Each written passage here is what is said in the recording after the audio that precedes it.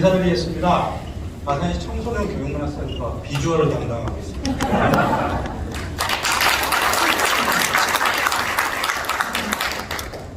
참고로 저는 기독교인은 아닙니다. 그런데 대한민국 1% 정도만 갈 수 있는 기독교 선비들을 되게 많이 돌아다녔습니다. 팔레스타인을 한 8차례 정도 철가 사업을 좀 다녀왔었는데요. 그래서 예수님께서 문둥병 환자를 치료하신 곳에 만들어진 교회, 성탄생 교회, 그다음에 마리아께서 동네 분들에게 우유를 얻어서 예수를 먹이셨던 곳 다 다녀왔습니다. 그런데 이제 거기를 다니면서 제가 느꼈던 것들은 그런 것들이에요. 야, 이거 기독교 신앙을 가지신 분들이 여기 오면 얼마나 영적인 감정이 차오를까. 저한테는 그냥 2000년 된 돌멩이일 뿐인데, 교회 이쁘다 이 정도인데, 그분들에게 이곳은 어떤 의미일까라는 생각을 하니까 제가 그곳에 갈 수 있었던 게 되게 좀 죄송해지는 그런 부분이 좀 있더라고요. 최정 교수님 발표 너무 감명 깊게 잘 들었고요. 저는 이제 비신앙인으로서 청소년이라는 이 한 주체를 이해하는 데 있어서 가장 좋은 게 통계라고 생각을 해서 해마다 발표되는 청소년 통계 중에서 제가 가지고 있는 이론적 배경이나 이런 것들을 해도요. 청소년들이 스스로를 어떻게 평가하고 있는지 그 부분에 대해서 좀 말씀을 드리면 앞으로 아이들을 만나실 때 마음가짐이 좀 달라지시지 않을까 싶어서 가볍게 그렇게 준비했다는 말씀을 드리겠습니다. 어쨌든 이 기독교령 자체가 청소년과 지역사회와 사회와 소통하려고 하는 그 부분에 대해서 너무너무 감사드리고요. 청소년 부분에 관심을 가져주셔서 감사하다는 마스크를 벗어요. 반하실 텐데. 네, 야유하시는 것처럼 제가 조연필 닮았다는 소리를 많이 들었습니다. 어쨌든 그렇습니다. 네. 오일드 프로브 신드롬이라는 이야기 들어보셨습니까? 네, 아주 유명한 외국의 대학에서 심심하셨나 봐요. 개구리를 잡으다가 실험을 했습니다. 한 비커 속에는 개구리가 원래 살던 곳에 비슷한 온도에 물을 넣어두고 아래쪽에서 1초에 한 0.1도 정도 올라가도록 서서히 데우고요. 또 오른쪽에서는 뜨거운 물에 개구리를 던졌다고 그러죠. 뜨거운 물에 들어간 개구리는 뜨거워하면서 튀어나와서 겉은 조금 화상을 입었지만 살았다고 합니다. 그런데 평소에 있던 비위과에 들어갔던 개구리는 따뜻해. 점진적인 변화를 읽지 못하고 거기서 그대로 상태에서 죽었다고 합니다. 경제학적으로 설명하기도 하고요. 어쨌든 사회 변화를 따라가지 못하고 현실에 안주하다가 변화의 시기를 놓쳐버리는 그런 사회 현상들을 보고 신드롬이라고 하기도 하죠. 아프리카 사회는 스프링벅에 대한 이야기는 들어보셨을 거예요. 한두 마리가 모이다가 점차 군집을 이루게 되고 10,000마리, 10만 마리가 모이게 되니까 늘 풀이 부족하죠. 그러니까 이쪽에 있던 아이들이 먼저 먹으려면 안 되니까 자꾸 앞으로 가려고 하는 거예요. 처음에는 풀을 먹기 위해서 앞으로 갔는데 시간이 지나면서 내가 왜 달려가고 있는지를 잊어버리는 거예요. 그래서 무조건 달리기 시작하고 앞에 강이나 절벽이 나타나도 멈추지 못하고 뛰어내리는 그런 쪽이라고 하죠. 우리나라 사회를 보면서 저는 특히 청소년과 관련된 여러 가지를 보면서 이런 현상들을 되게 좀 많이 느낍니다. 교육의 차원에서는 교육 프로그램, 세상이 변해가고 아이들이 변해가는데 교육의 메커니즘과 시스템이 변하지 않는다니까. 학부모가 아이를 몰아가는 것들은 스프링법에 비유를 하게 되죠. 열심히 해라. 뭐가 될지는 모르지만 하여간 열심히 해라. 무조건 달려라. 야, 옆집 애가 5분 달렸다니까 너는 5분 20초 달려라. 이런 쪽에 있잖아 싶은 생각들이 들어요. 그래서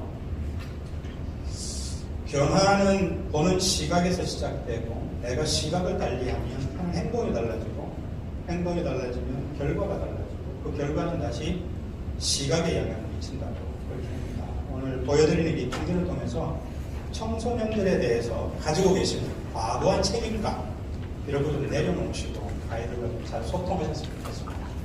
편향학칙이라는 이런 부분이 있는데 쇼케이스 한번 보시면 될 것 같아요. 청소년은 법적으로 저렇게 정의가 됩니다. 9세에서 24세 약 드셔야 될 시간이 있습니다. 19세 미만 또 이렇게 저렇게 합니다. 이게 중요한 건 아니고요. 변화의 첫 번째는 이제 인구의 변화죠. 구성비가 자꾸 내려가고 있습니다. 그래서 2023년 기준으로 입학 정원은 한 49만 정도 되는데 입학 자원은 39만 8천 정도밖에 안 돼요. 그래서 이제 조금만 지나면 선발이 아니고 모집이 될 수 있습니다. 그리고 학원 갈 때 학원비 내면 대학 갈 수 있는 것처럼 이미 그런 대학들이 많이 좀 생기죠. 그런 두 번째는 이제 청소년을 둘러싼 환경의 변화이겠죠. 1, 2, 3, 4차 산업혁명을 2015년부터 겪고 있다고 그러는데 어쨌든 세상이 지금 자꾸 변해가고 있습니다. 네, 그 이면에 본질적으로 인간이 변화한다고 그렇게 이야기합니다. 인간 변화의 대표적인 얘기가 호모사피엔스라고 합니다. 이 근래는 거의 이제 고유명사처럼 묻어지는데요. 호모가 PHO 네노, 홈을 있는 그대로 발음한 호모사피엔스입니다. 스마트폰이나 스마트 기기를 내가 세상에 태어나면서 가지고 태어난 팔이나 다리나 코나 입처럼 능숙하게 다루고 떨어져 있으면 마치 다리가 한쪽이 없는 것처럼 팔이 한쪽이 없는 것처럼 불편한 느낌의 시대예요. 그 호모사피엔스의 가장 큰 특징은 본인들의 의식의 형성에 가장 영향을 많이 미치는 것들이 이 미임 현상이라고 그러죠. 미임은 목재라는 의미가 있기도 하고요. 내 몸속으로 들어오는 내 정보를 통해서 내 뇌로 들어오는 수많은 정보들을 내 내면에서 과거의 경험과 내 생각들과 가치관과 조합을 해서 어떤 생각이나 이념을 만들어간다는 그런 쪽인데요. 여기서 가장 중요한 건 들어가는 정보에 있다는 거죠. 목사님들께서 옛날에 학습하실 때는 사실은 오늘 아프리카 아날스가 어떻게 되는지 미국 대통령이 아침에 뭐 드셨는지 이런 거 전혀 알 수가 없었어요. 근데 요즘은 인터넷 켜고 꾸두둑 하면 금방 알 수 있는 그런 시기가 됐단 말이죠. 우리가 그 시대에 평생을 통해서 접할 수 있었다. 그때 인터넷이 없던 시대는 정보를 접하는 게 책밖에 없었지 않습니까? 그러면 책을 통해서 내가 정보를 얻으려면 책을 1000권을 읽고 10,000권을 읽어야 되는 평생을 통해서 얻을 수 있었던 정보를 지금의 세대는 불과 하루, 이틀 만에 다 얻을 수 있다는 거죠. 들어가는 정보의 양이 그렇게 많으니까 나름대로 비교 분석을 하겠죠. 그래서 우리가 생각하고 있던 과거의 도덕적이고 보편타당하고 인류나 미래를 위해서 꼭 필요하다고 생각했던 가치가 아이들의 머릿속에서는 새로운 방향으로 재조합된다는 거죠. 목사님께서 교수님께서 BTS의 그 여러 현상과 그런 부분들에 대해서 말씀을 해주셨는데 그런 내용들이 주로 이루는 겁니다. 더 이상 아이들은 목사님께서 말씀하시는 것들을 냉면 그대로 믿지 않습니다. 같이 판단을 합니다. 저 목사님 이상해. 말과 행동이 다르네. 저 교회 이상해. 그런데 왜 다른 교회에서만 못하게 하지 않지? 사랑을 가르쳤는데 왜 저런 폭력이 교회 내에서 일어나지? 큰 교회를 짓지 말라고 하고 가난하게 살라고 하고 민중속으로 들어가라고 생명속으로 들어가라고 하셨는데 우리 교회 목사님은 왜 벤츠 S클래스 500 이런 걸 타고 다니시고 뭐 이렇지 이런 이야기들이 자연스럽게 아이들에 나온다는 거죠. 감출 수 있는 세대가 아닙니다. 과거에는 음해의 세대라고 해서 이제 만약에 이런 게 있다 그러면 죄를 지어도 죽기 전까지 그게 드러나지 않는 경우가 허다했습니다. 그런데 이제는 막 드러나요. 오늘 지은 게 내일 나타날 수 있고 오전에 지은 죄가 오후에 밝혀질 수 있고 그런 세대가 된다는 거죠. 아이들의 이 빠른 변화를 우리가 감지하지 못하면 교육도, 생활도, 가정도, 사회도 아이들과의 소통에서 실패하게 됩니다. 그럼 아이들은 더 이상 자기의 마음을 내놓지 않습니다. 그러세요. 그 상황만 모면하기 위해서 백색 거짓말, 하얀 거짓말이야. 예, 목사님 맞죠. 그 말씀 맞죠. 되돌아 나가서 이상해. 왜 그래? 이런 상황이 된다는 것 같습니다. 호모사피엔스가 가져온 변화는 여러 가지가 있는데 이런 유튜브 요즘 들어가 보시면 많이 있습니다. 과거에는 뭔가 이론적 그럴듯한 것들을 만들어 놓고 홍보를 통해서 어떤 상황표에서 이렇게 전파를 시키면 그게 하나의 주류로 자리 잡고 어떤 현상이 됐어요. 경제도 그렇고 패션도 그렇고 주거도 그렇고 음식도 그렇고 그런 상황이었습니다. 그런데 이제는 그렇지 않아요. 다 개별화되고요. 내가 원하는 쪽으로 그렇게 됩니다. 네. 자, 통계 구성을 봤고요. 이번에는 이제 비로소 말씀드렸던 대로 해마다 여성가족부에서 발표하는 통계와 관련된 얘기입니다. 인구 줄어들고요. 2060년 정도가 되면 전 인구의 구성비에서 청소년이 차지하는 비율이 10% 정도밖에 안 된다고 합니다.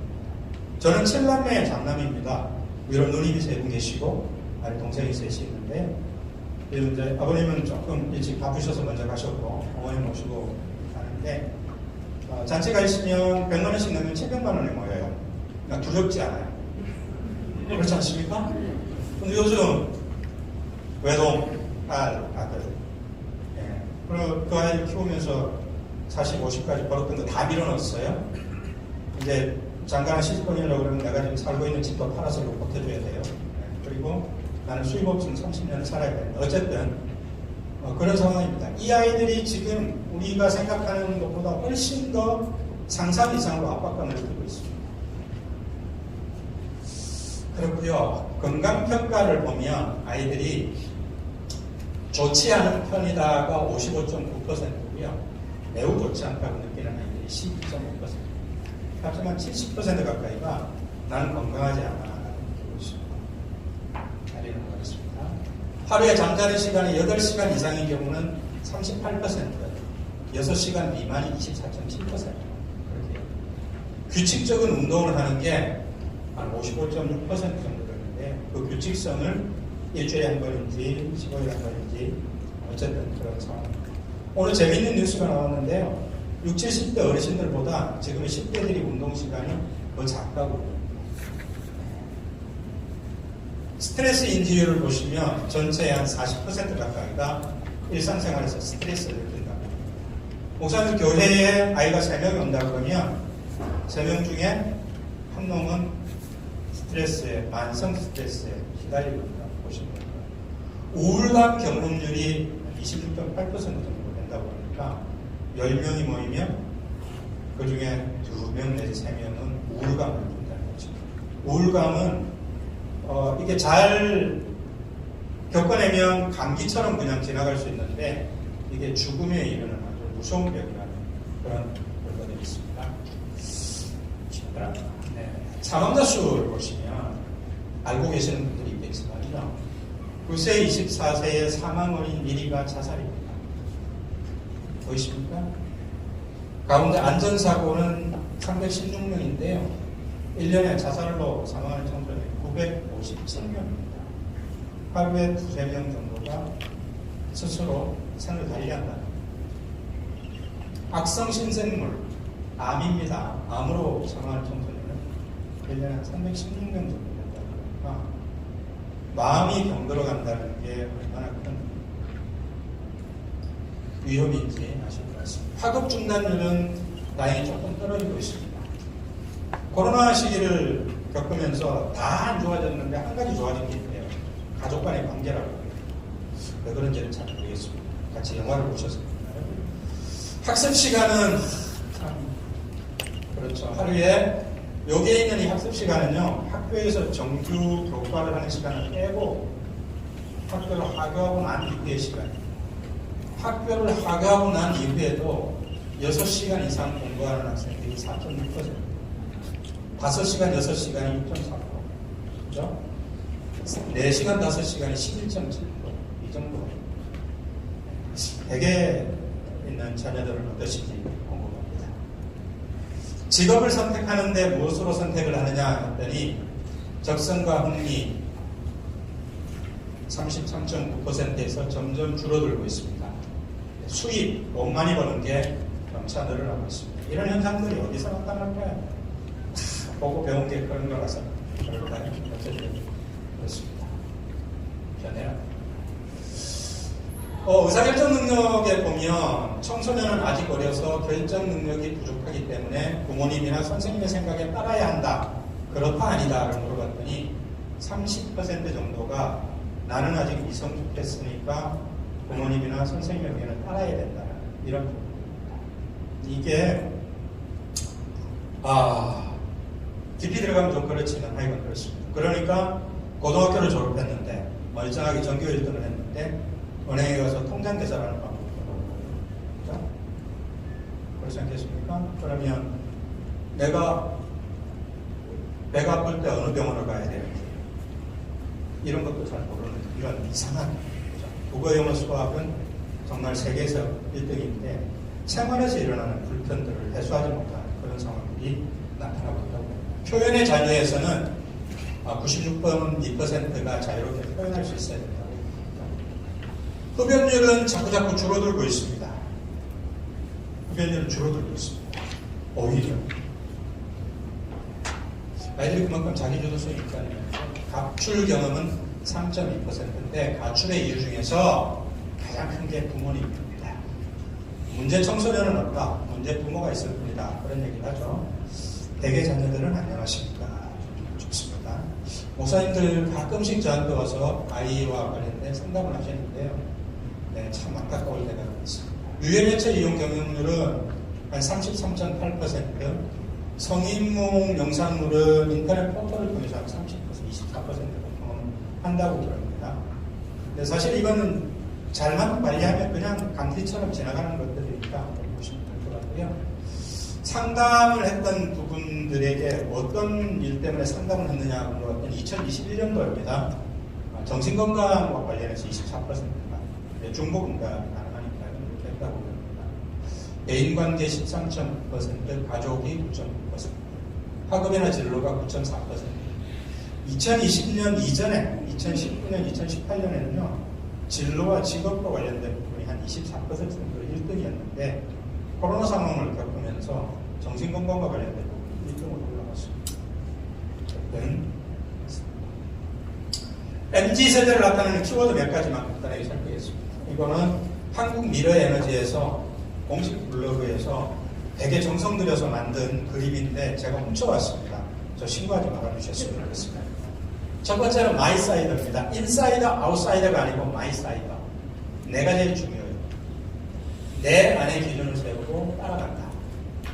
다른 사람에게 인정받는 삶의 방식보다 나에게 맞는 방식을 선택한다가 53.6%.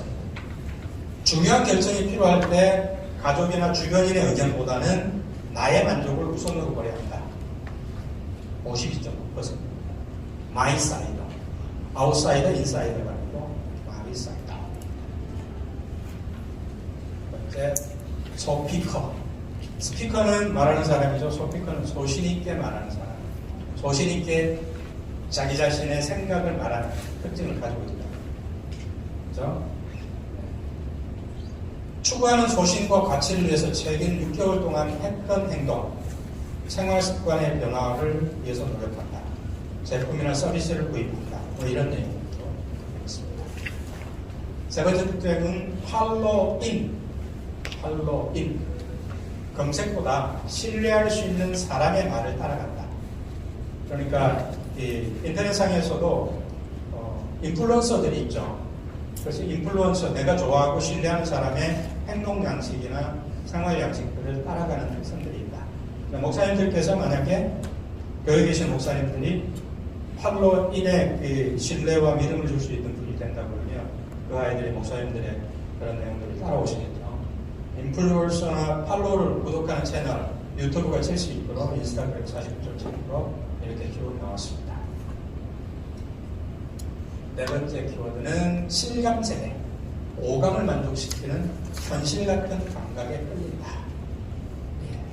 직접 경험하고 만져보고 냄새 맡아보고 느껴보는 것들에 더 많이 끌린다.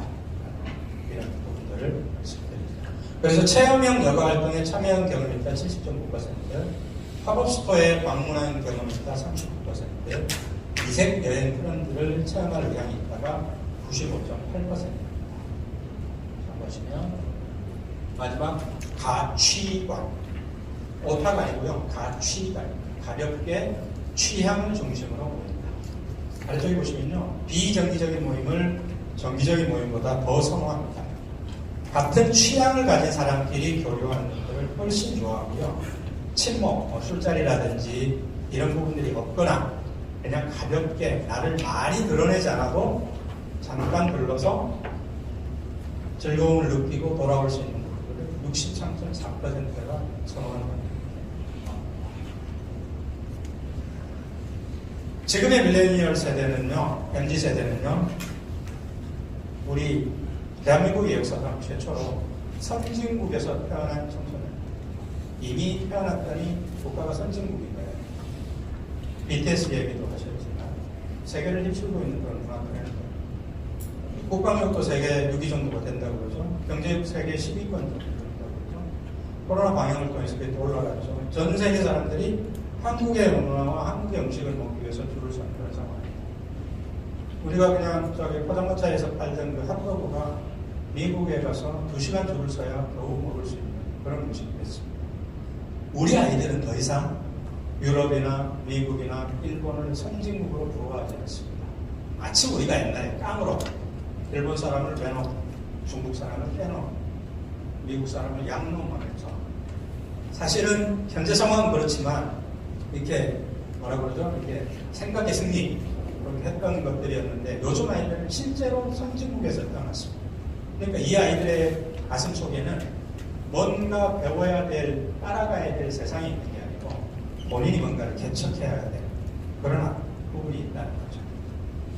여기에서 일본을 배워라, 미국을 배워라, 유럽을 배우라는 아이들에게 이상한 말씀을 드립니다. 그래서 우리나라가 위기일 때 나도 힘을 보태야 된다. Z세대 63.7%, 86세대 83.3%. 그러니까 지금 가까이 태어난 아이들일수록 국가라는 개념에서 이미 세계화라는 점을 갖고 있거든요. 국익을 위해서 나의 이익을 생할 수 있다. 점차 낮아지고 있습니다. 현재의 Z세대는 29% 정도만 그렇다고 이야기합니다.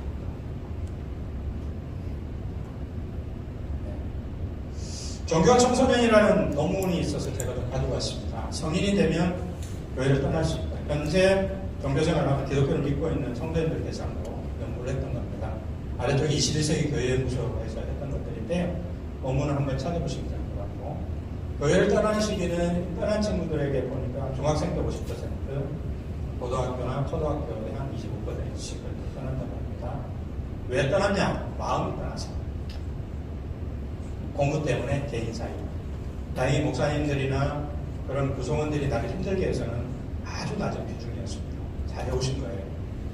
교회 문화와 외부 문화 사이에서 갈등을 많이 겪는다고 그렇게 이야기합니다. 성에 대한 의식이라든지 신앙과 학업 사이에서 또 BTS의 팬덤 문화 같은 것들, 그러니까 다른 친구들이 즐기고 있는 것들과 교회나 종교를 통해서 나에게 들어오는 정보 사이에서 나타나는 괴리들, 이런 부분들이 아이들에게 영향을 미친다고 합니다. 인터넷 세상과 게임 이런 부분들이 더 가깝게 영향을 미친다는 것입니다. 그리고 교회에서 본 성직자와 사회에서 바깥에서 보는 성직자 사이에 약간의 좀 괴리감이나 불일치가 일어나는 부분들을 성도님들이 감내하기를 좀 어려워한다는 그런 얘기가 있었습니다. 그래서 결론은 무엇이냐? 아이들을 만나실 때 너무 많이 책임지려 하시지 마시고요. 아이들을 낱낱이 분해해서 제가 저런 행동을 하는 이유가 무엇인지에 대해서 자꾸 캐물으려 하시지 마시고 있는 그 아이 그대로를 좀 받아들이시면 어떨까 하는 생각을 조심스럽게 해봅니다. 두 번째는 우리에게는 문제 상황이지만 그 아이에게는 문화일 수도 있다는 거죠. 그래서 이거를 무조건 수용하라고 말씀드리는 게 아니고 그 감정은 그대로 받아주시고 다만 스스로나 주변에 해를 미칠 수 있는 행동이 있다면 그 행동에 대해서는 교정시켜 주시라, 질문을 해주시라라는 말씀을 좀 드리고요. 이해하려 하지 말고 인정하라는 거예요. 이해를 한다는 말은 내가 가지고 있는 지식, 배경, 철학, 관념, 가치관에 그 아이가 어떤 형태로든지 부합이 돼야 이해가 되는 거고요. 그러면 내 가치관과 철학과 이념과 신념이 그 아이의 세상과 다를 때는 이해가 일어나지 않습니다. 그래서 그 부분을 좀 말씀드리고요. 세상 모든 어떤 문제를 한꺼번에 바꿀 법은 존재하지 않으니 좀 같이 변해가자는 말씀을 드리고, 그 아이들이 답을 달라고 한 게 아닌데, 그죠? 그래서 우리가 아이들과 만났을 때 내가 어떤 영향을 미쳐서 해결이 잘 되고 그 아이가 잘 따라와 주면 멘토링이 되고요. 그 아이가 따라오지 않는데 제가 계속 뭔가를 영향을 미치려고 하면 가스라이팅이 됩니다. 받아들이면 사랑이고요. 받아들이지 않으면 스토킹입니다. 스토킹은요, 3년 이하의 징역이나 벌금 내셔야 됩니다. 가두려 하지 말고 그냥 사랑하자라는 게, 호의 이야기는 잘 아시죠? 유전자가 똑같대요. 어항에서 키우면 5mm, 여기 또랑에서 크면 30cm, 강에서 크면 1m까지 유전자가 똑같아요. 어쨌든 그렇습니다. 기독 포럼의 목적이 잘 달성이 되고, 여러분과 함께 청소년들의 단단한 성장과 행복을 위해서 함께 노력할 수 있었으면 좋겠습니다. 고맙습니다.